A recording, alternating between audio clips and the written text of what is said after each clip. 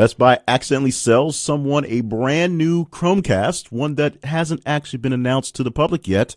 The police remove an offensive Halloween decoration that looked a lot like a black man being lynched. And hundreds of migrant children are quietly moved to a tent camp on the Texas border. These stories very big this week as per you, but not quite big enough. In fact, the story on the migrant children, the number one Facebook story this week. But Twitter ruled the roost for all votes this week. And we'll talk about all the stories that actually made it into the top 10 in just a moment here on the Weekly Wrap-Up Show from ThisIsAConversation.com. This is for the week ending October the 6th, 2018.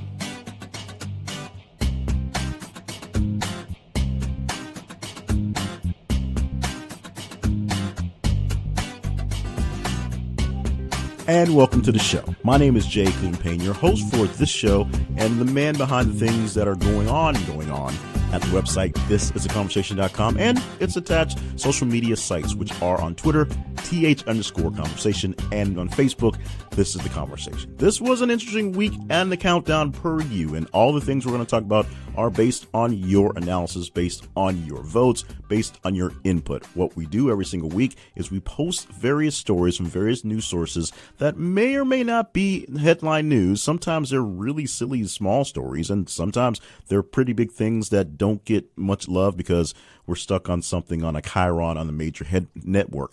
And so we post them throughout the days, Monday through Friday, Saturday, Sunday, all hours of the day. And you let us know which ones are the biggest ones by your response. Now, we'll have a lot of housekeeping to get to today with the way things rolled out. A lot of top heavy, that is early in the week things that popping in there. And Twitter was the big dog for the week as Twitter ruled the roost. As we said in the tease, the top story for Facebook was in the middle 15 or the not quite 10 there.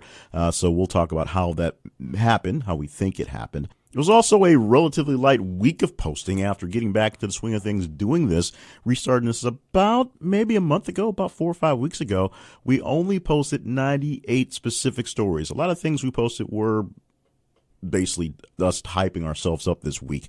So 98 different actual stories to do and no super stories to post for this week. But we'll talk about a lot of that stuff in the housekeeping section in the second section. We'll also go through the rounding out the top 15. That'll be 11 through 15 stories not quite in there, explaining a bit about them. And, of course, the almost relevant story, which we already told you, is number 98 for this week. Now, let's start with number 10. Telling you the stories that did mean the most for you throughout the week for this week that we're ending on October the 6th, 2018. And that story we get from the BBC on this week. We have the headline, HIV/AIDS, China reports 14% surge in new cases, posted on Saturday, September the 29th. Let's get to you a little bit from the BBC story that we pulled it from. China has announced a 14% jump in the number of its citizens who are living with HIV and AIDS. More than 820,000 people are affected in the country, health officials say. About 40,000 new cases were reported in the second quarter of 2018 alone. The vast majority of new cases were transmitted through sex, making a change from the past. Traditionally, HIV spread rapidly through some parts of China as a result of infected blood transfusions, but the number of people contracting HIV in this way has been reduced to almost zero, Chinese health officials said in a conference in Yunnan province. Year on year, however, the number of those living with HIV and AIDS in China has risen by 100,000 people. Now, we know about AIDS. We've had a pretty big thing here in the States for it. And now that we're in sort of a remission, if you will, for lack of my knowledge of a good term to it, a remission in the cases and severity of it, we have drugs and we have more knowledge about it. We know how to affect it, how to effectively live with it at this case. We can't really cure it. There's not a lot of reports about it, except in mostly third world countries who don't have the same amount of money and medicines as we do here in the States. China is not exactly a third world country, although China itself operates as if it's several different countries. But this is not the way they're dealing with it. As I said, it was bad blood transfusions, and that's a lack of knowledge. What's happening now is a mass transmission through sex. That's an issue that's involving the Chinese LGBT community, which, believe it or not, There is a Chinese LGBT community. Although homosexuality was decriminalized in 1997, it's still very much discriminated against. So there is that thing going on, and that thing apparently is where the rise in the community, where essentially we found out about and saw the rise of AIDS, which happened here in the States way back in the 80s. Moving on to the number 9 story this week, and that story gets a bump of response of 5.88% from the 10 story. The headline we have is Elon Musk agrees to resign as Tesla chairman in settlement with SEC. Posted also on Saturday, September 29th. TechCrunch is where we found the story, but it was everywhere because this was a big deal money-wise and tech-wise. A few lines from TechCrunch. Tesla CEO Elon Musk will step down as chairman of the electric automaker and pay a $20 million fine under a settlement reached with the U.S. Securities and Exchange Commission. Musk will remain CEO and will still keep a seat on the board, just not as chairman. The agreement settles what could have turned into a bitter and potentially damaging fight for Musk, the company, and Tesla shareholders. Musk will resign from his role as chairman of the Tesla board within 45 days of the agreement, which was filed Saturday. He has agreed to not seek re-election or accept an appointment as chairman for 3 years. An independent chairman will be appointed under the settlement agreement. Tesla will pay a separate $20 million penalty, according to the SEC. The SEC said the charge and fine against Tesla is for failing to require disclosure controls and procedures relating to Musk's tweet. Musk doesn't have to admit or deny the SEC's allegations as part of the agreement. Now, what's the big deal on this? Well, a few weeks back, Elon Musk, in one of his fits, put out a tweet about taking Tesla private because he could do that. That's not necessarily that he couldn't do that, but he basically said he had everything he needed to do to take Tesla private, and because that's essentially insider information sent to the outside world, a lot of people traded on those deals. So some people made a little extra money based on what was the possibility of going private. Some people lost some money because they couldn't get into the market fast enough.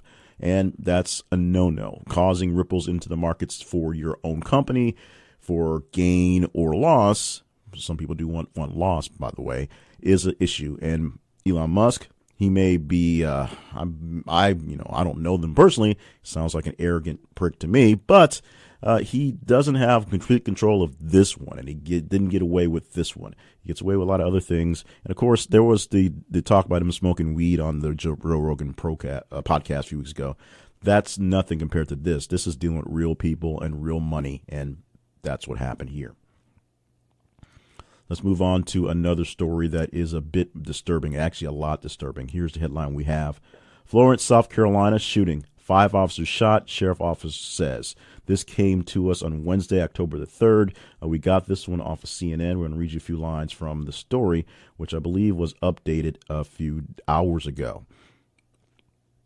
7 law enforcement officers were shot, 1 fatally, during a standoff Wednesday in Florence, South Carolina, City Police Chief Alan Hinder said.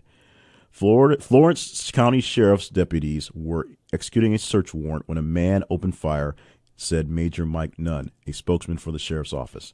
The man then barricaded himself in the home with children during the 2-hour standoff, Nunn said. Other officers were shot as they responded to assist their fellow officers, authorities said. These officers went there unknowing the firepower that the suspect had. They thought it was a random search warrant, Florence County Sheriff Kenny Boone said. He said the suspect was in custody. Boone said fire was being shot all over. The way the suspect was positioned, his view of fire was several hundred yards, so he had the advantage. 3 Florence officers and 3 deputies were wounded in the standoff, Hinder said. Their conditions were not immediately known. And, of course, the rest of the article goes on to name the deceased in the incident.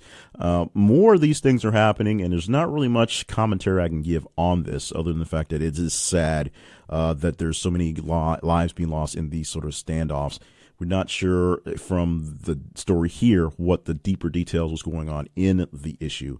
Like we said, the police thought it was just a warrant, serving a warrant, and was going to just step in and walk away. That's not exactly what happened. Our thoughts and prayers go out to all the families and all the sheriff's deputies and all the people responding to that in that incident. Very, very, very sad incident, but it was one of the bigger ones for the week. Now, a story that's much, much lighter and one that I didn't think I was going to make it in there. But as we said, the Twitter basically kept things alive and a lot of activity on Twitter. the number 7 story for the week. It's a bumper response of 3.24 from the number 8 story. The headline is, Escape Pup Rings Nest Doorbell to Get Back Inside. Friday, September 28th is the date on that one. A few lines from the Gizmodo article we had on this one, although this one picked up a lot of pace and was on a lot of the TV shows of the weekend. A good boy recently spent a regrettable evening on his front porch thinking about what he'd done. A Texas ABC affiliate reported that Marshall the dog escaped his home in Spokane, Washington on September 25th. He then pawed at the Nest doorbell camera trying to get back in. Greg Bassel, Marshall's guardian, uploaded a video of his concerned golden retriever. After a few paw pounds on the door, someone thankfully let Marshall back in.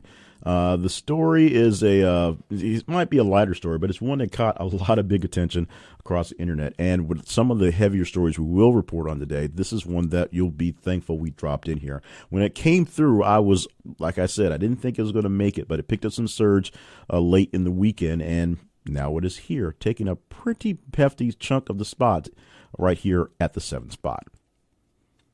Moving to the 6th story, Utah ordered to pay nearly $500,000 in Deadpool case. Friday, September 28th on that one as well. Bumping response of 1.57% from the 7th story. A bit of the lines from this story, we're going to go to Comic Book News, comicbook.com, and tell you what they had on this one. Originally from the Salt Lake Tribune. Get you that in a second. After losing a legal battle against a movie theater chain that was selling alcohol in screening Deadpool, the state of Utah must now pay $500,000 in legal fees. The Salt Lake Tribune reports that the state is on the hook for $455.22 to attorney Rocky Anderson, who defended the local theater chain Broovies Cinema Pub in a case stemming back to the 2016 release of Deadpool. The case began when Utah's Department of Alcohol and Beverage Control threatened to fine Broovies up to $25,000 and temporarily rescind the venue's liquor license because it was screening Deadpool. Broovies, like many movie theaters nowadays, serves alcohol for its screenings. The issue came because Utah state law bans serving alcohol during films with full frontal nudity or simulated sex acts.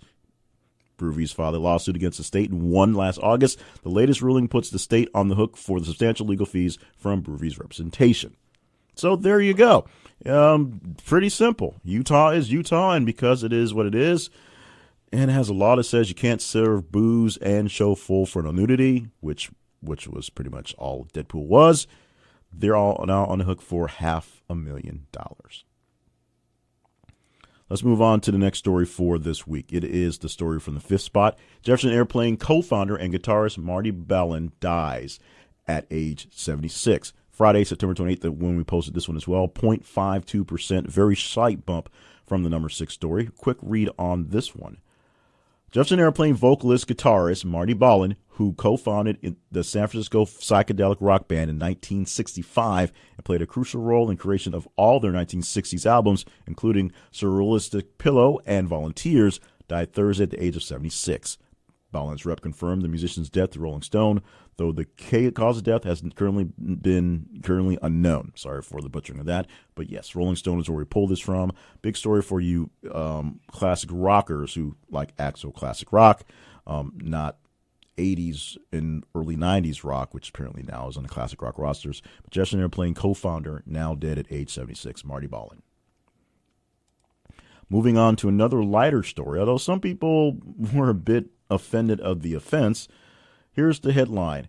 Fortnite fixes female character's unintended embarrassing breast bounces. Friday, September 28th on that one as well. Another slight bounce, 0.5% from the 5 story. Let's read a few lines and explain a little bit of the kind of hubbub on the hubbub.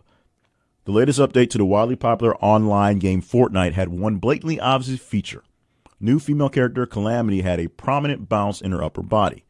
The issue, shown when the cowgirl avatar does the jubilation dance, was unintended, embarrassing, and it was careless for us to let it slip. That's a quote from developer Epic Games, said in a statement to video game news site Kotaku.com. Quote, "We are working now to fix this as soon as possible," unquote.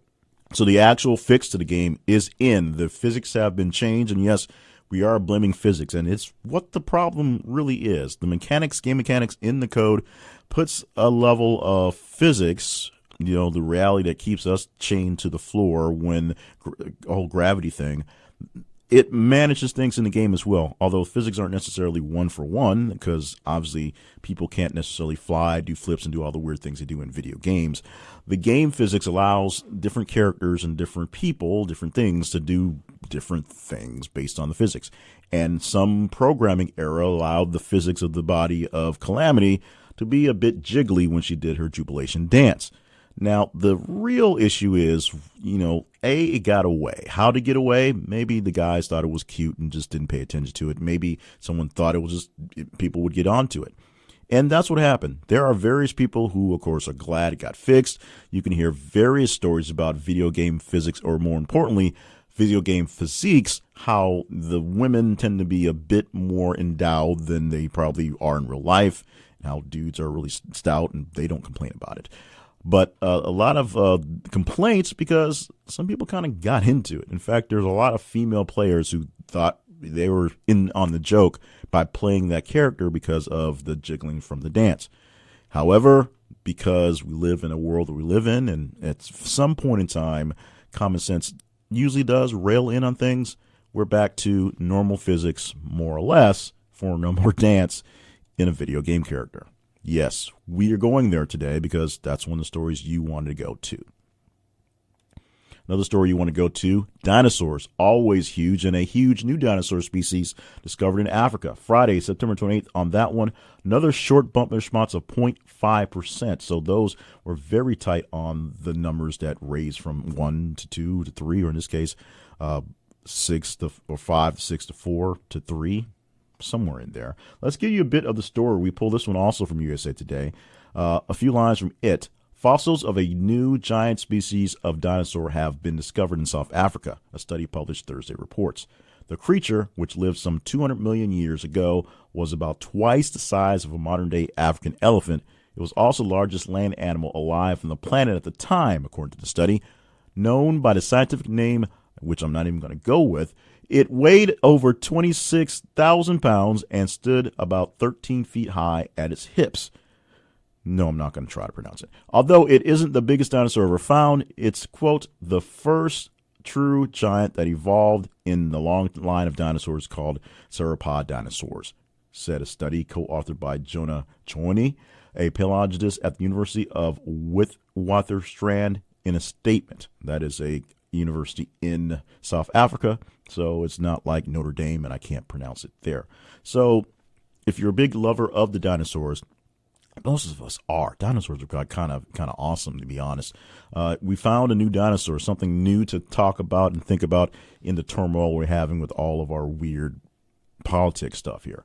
We'll get more details on the dinosaur when it goes on. One thing noted later in the article that this animal that they found was about 14 years old when it died. How they know that, I have no idea. That's why they're scientists and I'm reading news to you on a podcast. So there you go. One of us had better life lessons, life decisions, lead us to a better path of things. I'm sure that guy did. Like I said, I'm reading you news articles on a podcast. Number 2 story for this week, another heavy one, unfortunately. Tsunami hits Indonesia, Palu, after strong earthquake.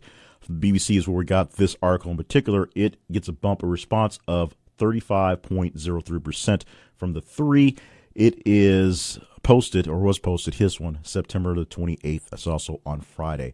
A few lines from the story there. As we said, we got it from the BBC. More than 380 people have been confirmed dead after a tsunami triggered by a magnitude 7.5 earthquake hit an Indonesian city on Friday. Waves up to 3 meters, 10 feet high, swept through Palu on Sulawesi Island. Video on social media shows people screaming and fleeing in panic, and a mosque among buildings damaged. Strong aftershocks rocked the city on Saturday. Thousands of homes have collapsed, along with hospitals, hotels, and a shopping center. Rescue efforts are underway, though hampered by a major power cut. The main road to Palu has been blocked due to a landslide, and a key bridge is out of action.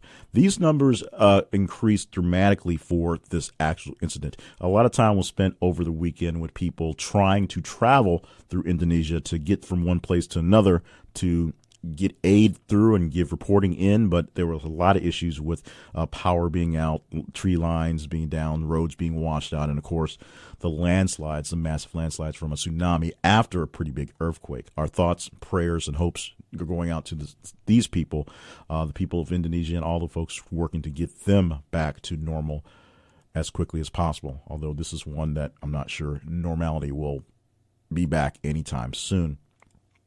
And the same goes for our number one story this week, a very, very heavy story.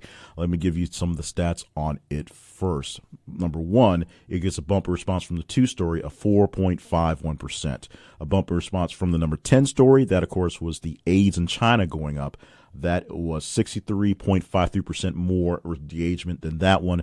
And our number 98 story, which was the almost relevant story of the week, we only got 98 stories in, but it was still 2,680% more engagement, 2,600% more engagement than the number 98 story for the one. The headline, LSU basketball player Wade Sims, 20, dies of gunshot wound. We got this story also from the USA Today.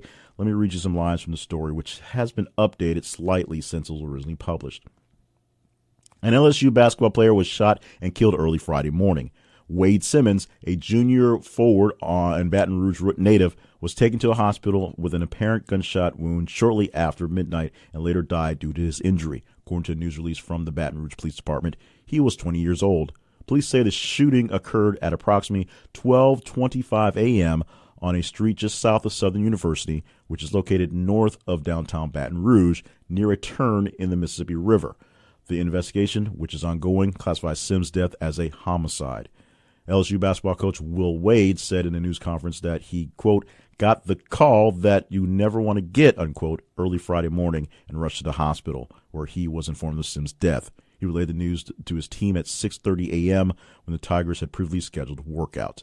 So there's still some back and forth on the details of the shooting and what's going on, so we're not going to go into that one.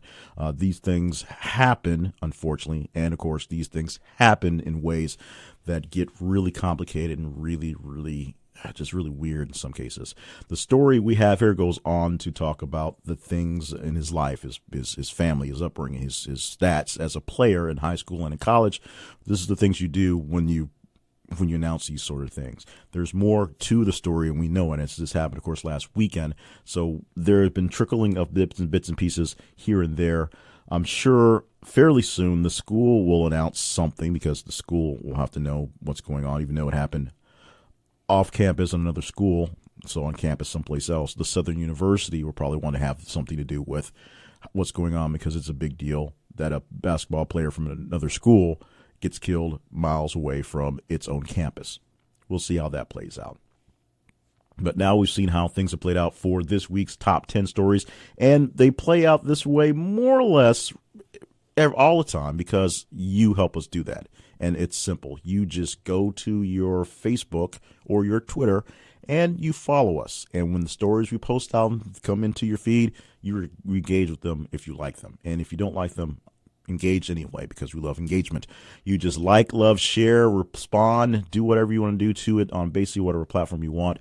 And the more engagement that we get on a story, the higher it goes. This week's, it was all about the Twitter, lots of Twitter engagement, and we'll talk about it. Not sure why or how it happened, but we'll say something hopefully intelligent that maybe you'll buy coming up after the break when we go into our housekeeping segment. Also, we'll talk about number 98 this week, the almost relevant story, and we will also get into rounding out the top 15. Now, the number 98 story, another one that I'm glad I got to put in there. It was a very late edition coming in this morning, as it often is, but I was pretty sure it wasn't going to make it into the countdown. I was hoping it would gain steam to stick around for next week. Now we can talk about it here. Plus, shout-outs, of course, coming in just a minute here from the weekly wrap-up show. This is ThisIsTheConversation.com for the week ending October the 6th, 2018.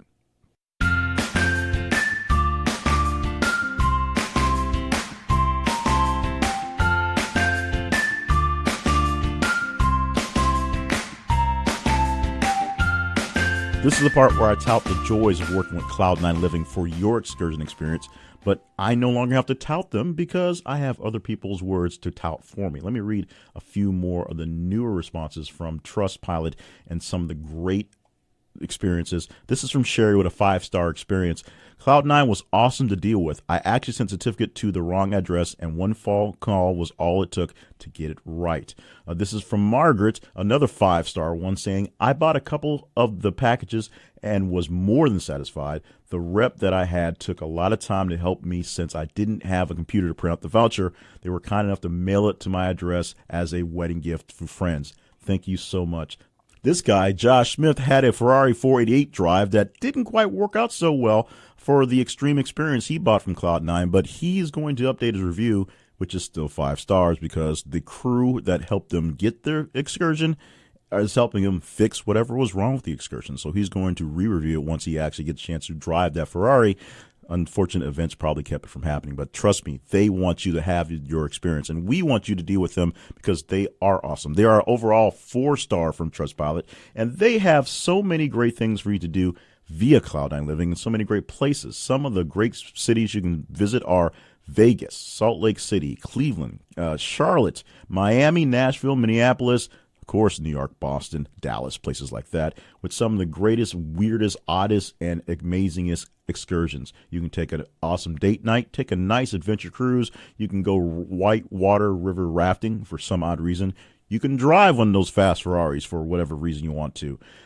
And if something goes wrong, trust me, the crew at Cloud9 Living will do what they can to fix your excursion. Go to our website for an extra deal for your gift cards. You get an extra 10% off when you buy a gift card through us at thisistheconversation.com/cloud9. That's CLOUD number 9. Thisistheconversation.com/cloud9. You get an extra deal on your already great price for a gift card for Cloud9 Living, which, as you can say, you can send it to someone else for a gift, or you can use it for yourself and keep it in your pocket for whenever you're ready for that excursion. Cloud9 Living will take good care of you. Trust me, they do. They took care of me and my family for our great excursion. Wife drove a fast car.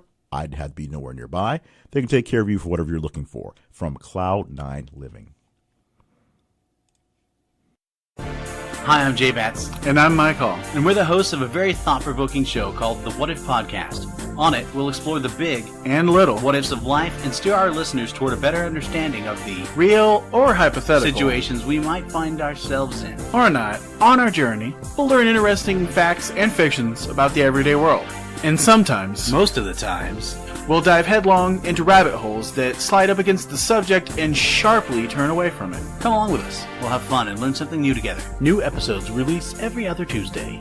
Find us on Apple Podcasts, Google Music, and anywhere fine podcasts are archived.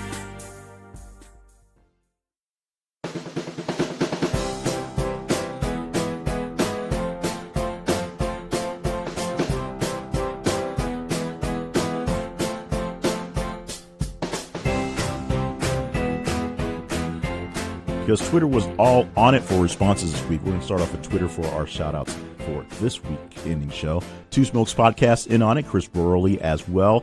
CS Stereo, or just A per se, as they are there. The Real Bar Talk Podcast, Mike. I guess that's how it is. I should read that a little better. Creating Articles for Accountants popped in as well, along with shout-outs to myself and my Ask Yourself This website, which apparently responded to something as well. There you go. Let's go to some of the Facebook responses, the people who popped in and gave us a little bit of love on Facebook. Usual suspects, including Maldonado Slim, all over the place. Dominic Malpalenga is in there. Ersman Susan, Antoinette Ross popped in this week as well. Marsha Hopkins, Kate Barnett, another usual suspect. Plenty of folks getting in plenty of comments for this past week. And you can get your names in a shout out by simply doing something worth it. Responding to a shout out, responding to a story on Facebook and Twitter. Responses usually come in there. Shares are also great. That lets us know who's out there helping us join the movement. Even though it was a short movement for this week, only 98 stories, and that got to be an issue of my schedule. I guess I was sort of overhyping stuff for the past couple weeks after getting into it, that this week it became a slowdown and I didn't send out as many and got a little busy with some other things going on, to be honest. So it was kind of a trying week if you will, getting things done. So this project didn't get as much love as normal, but you did pop into it. Now, the Facebook story being so low is something we're not quite exactly sure of. It just was a matter of the stories as they came through. We had less stories in the middle of the week, or actually past Monday. The one big story popping in top 10 was on Wednesday. Most of them were Friday and Saturday. We believe there might have been an issue with Twitter responses when we pulled them a couple times a week, especially before we got into the countdown, doing all the math for this thing here. So sometimes the numbers are kind of off for various social media platforms. We believe there were at least more Twitter responses to be shown that would have mixed up the ones that were in the top 10 a little better. We're not sure exactly why things were down on Facebook. It just seemed to be a down week on Facebook. We had more responses and more people joining in on the Facebook love, but we had less love, if you will, in pure responses. That's why one of the top story for Facebook we're going to talk about in a moment in the top 15, 11 through 15, as opposed to the top 10. It's just the way it came out this week. A whole lot of Twitter response to all the other things going on, and a lot of it was very, very early. I don't think anything was necessarily weighed in high. It just turned out that's the way it was going to be. Now, let's go ahead and get into wrapping things up by going into the almost relevant story for the week. This story, number 98 for the week, is one that I didn't think we were going to get a chance to talk to, and I saw it this morning, so I was hoping that it would make some love and last the weekend and last throughout the week. Doesn't have to, because it's almost relevant enough to be in the story here. And this is kind of cool. Here's the headline that we have. It is, Girl 8 pulls 1,500-year-old sword from lake in Sweden. We're going to read a little bit from the BBC again. An 8-year-old found a pre-Viking era sword while swimming in a lake in Sweden during the summer. Sarah Velnikek found the relic in the Videostern Lake while at her family's holiday home in Jönköping County. The sword was initially reported to be 1,000 years old, but experts at the local museum now believe it may date back to around 1,500 years ago. The level of the lake was extremely low at the time, owing to a drought, which is probably why Saga uncovered the ancient weapon. Saga's family, Andy Vanacek, told the English language website The Local he initially thought his daughter had found an unusual stick or branch in the water. It was only after he asked a friend to take a closer look that he discovered that it was likely to be an ancient relic. So that's a pretty big find out there just wandering through a lake. I'm sure Vladimir Putin would have found the actual Viking ship, because that's what he does. But this is pretty good for an 8-year-old girl from Sweden. Congratulations on that big find. Maybe she has Laura Croft archaeology chops in her future. Let's roll out the final 15, 11 through 15, the ones not quite large enough to get into the top 10. First headline at 11, giant iPhone tombstone placed over grave at 25-year-old woman. Now, this we thought was a hoax, but we found plenty of evidence that it was a real story. And the headline we have is from Today's FM, a radio station somewhere. We're not sure exactly where it came through, but that's where the story we actually posted. So here's what we have. A giant iPhone headstone has been spotted over the grave of a 25-year-old woman. Full-length photograph of the woman features in the front of the phone tombstone, which also has an Apple logo, a home button, and a camera. The tomb belongs to a woman who died in 2016. Her name is Rita Shammiva, and she has a very unique tombstone that all of a sudden the world is seeing a very good look at. It literally looks like a big, giant iPhone with the logo and everything, and a black and white picture, I guess engraved in or somehow imaged onto the front of the phone.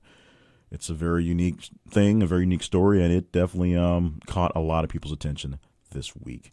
Number 12, Best Buy accidentally sells customer the new unannounced Chromecast. We got this off The Verge, and here is some details from that story. Basically, a guy just went to the store to buy a new Chromecast for himself, and he pulled off one that looked like the newer ones that were planned, hadn't quite been announced yet for the upcoming Pixel event, which is happening a few days from now, in fact, next week. But he pulled it off the shelf, took it up, and the guy rang it up as an old Chromecast and sold it to him, just like that. He, of course, because this is not the world where you just live on your laurels and be a great person, he went up and put it on the internet, put it on Reddit about the whole ordeal. And so now people are, of course, laughing at the cashier at Best Buy and at Google for having their stock out of place, literally have their stock in place ahead of time before the big sale. Obviously, on October the 9th, when this thing happens, they'll be right there on the shelf as new hardware. They weren't supposed to be on the shelf to be bought on September 29th. Let's move on to the next story in the not quite there section. Many office is going to get into the spirit for Halloween, but this police office did it a bit the wrong way. Or at least had good, I can't even say they had good intentions. Police remove offensive Halloween decoration resembling lynched black man. We got this on Friday, September 28th. It was, it's pretty much as bad as it sounds. Let's give you a couple lines from the story. We pulled this off USA Today. Police in Lansing, Illinois, removed a Halloween decoration that appeared to depict a black man being lynched after photos of the display sparked social media backlash. Toya Griffin said her daughter first spotted the figure, a black mannequin, hanging from a tree with his hands and ankles tied while they were talking on the phone, according to the Times of Northwest Indiana. It's a shocking feeling to see something like that. It represents a feeling. It represents a belief. It represents a harsh time in history that affected everybody, Griffin told the Times. If you see something like that, it brings a fear and brings emotions. Griffin said in a Facebook post Wednesday that she notified police, who initially told her they didn't see anything wrong with the display. Because they don't. So, yeah, that, of course, turned into people seeing the post on social media. That turned into an actual backlash of people actually complaining about it. So eventually the police station relinquished and took down the decoration. This happens way too often. Every year or the year or so, there's always some big national thing on someone with Halloween decorations that's some sort of lynching. And it always, instead of just being some random figure, which is bad enough, it seems to look like some black person is being lynched, literally setting it up that way. Why people can't think that might be possibly offensive, I don't quite understand. Next story, it was 14 for the week.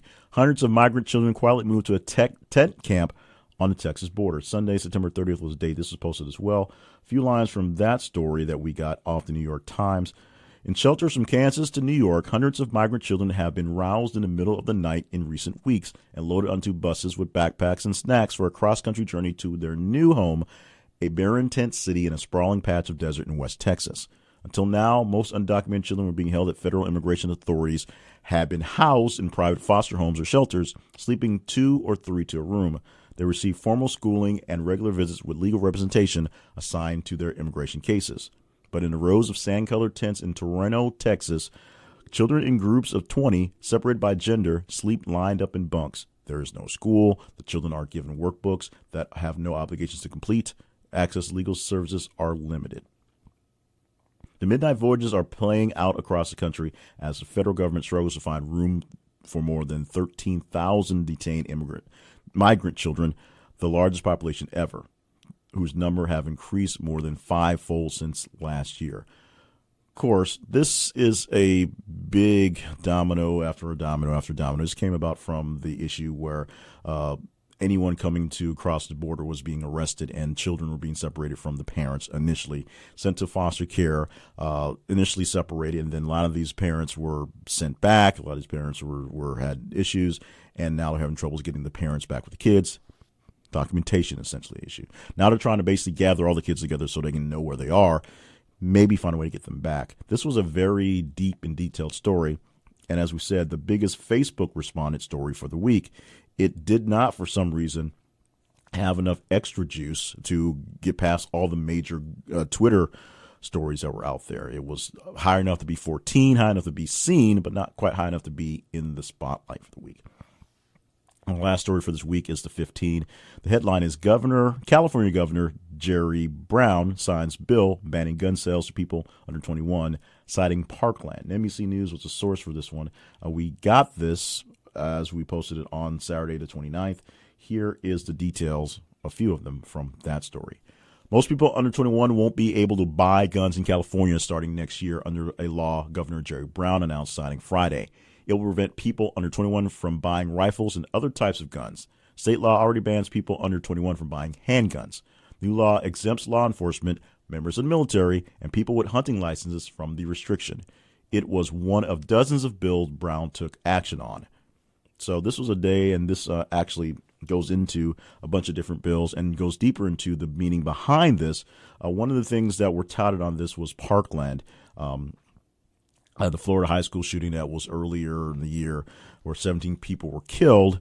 And that, of course, had backlash across the nation. But the governor of California literally putting his foot down and making this law, essentially anyone under 21 no longer being able to buy a gun, period, exclamation point.